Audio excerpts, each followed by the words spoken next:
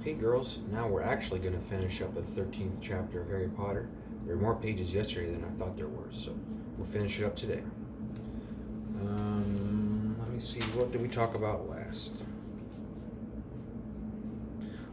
Harry was following Tom Riddle in the dream, or in the memory. So it felt to Harry that they were there for at least an hour. All he could see was the figure of Riddle at the door, staring through the crack, waiting like a statue. And just when Harry had stopped feeling expectant and tense and started wishing he could return to the present, he heard something move beyond the door. Someone was creeping along the passage.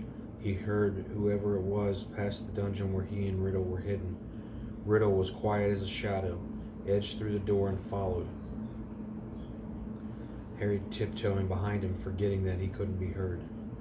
For perhaps 5 minutes they followed the footsteps until Riddle stopped suddenly, his head inclined in the direction of new noises.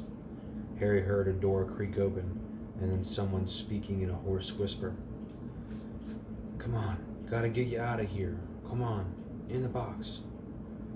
There was something familiar about that voice. Riddle suddenly jumped around the corner. Harry stepped out behind him. He could see the dark outline of a huge boy who was crouching in front of an open door, a very large box next to it. "Evening, Rubeus," said Riddle sharply. The boy slammed the door shut and stood up. "What are you doing down here, Tom?" Riddle stepped closer. "It's all over," he said.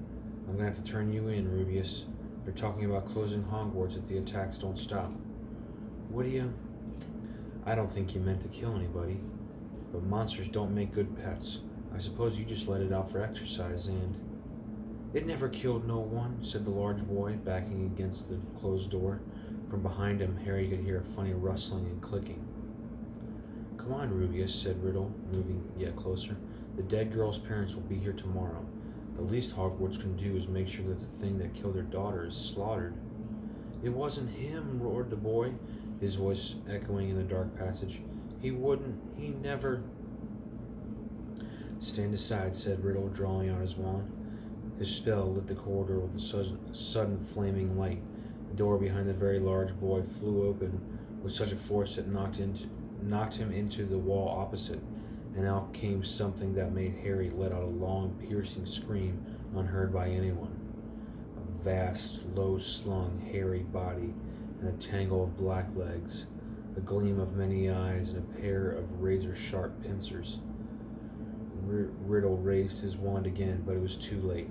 The thing bowled him over as it scuttled away, tearing up the corridor and out of sight. Riddle scrambled to his feet, looking after it. He raised his wand, but the huge boy leapt on him, seized his wand, and threw him back down, yelling, "No!" The scene whirled. The darkness became complete. Harry felt himself falling, and with a crash, he landed spread-eagled on his four-poster in the Gryffindor dormitory, Riddle's diary lying open on his stomach.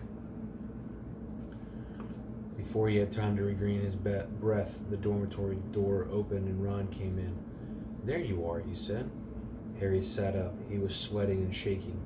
"What's up?" said Ron, looking at him with concern. "It was Hagrid, Ron.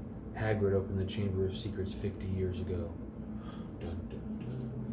Okay, the next chapter we'll start tomorrow is Cornelius Fudge, chapter 14. Alright, girls, I love you so much. Get some good sleep and have good dreams.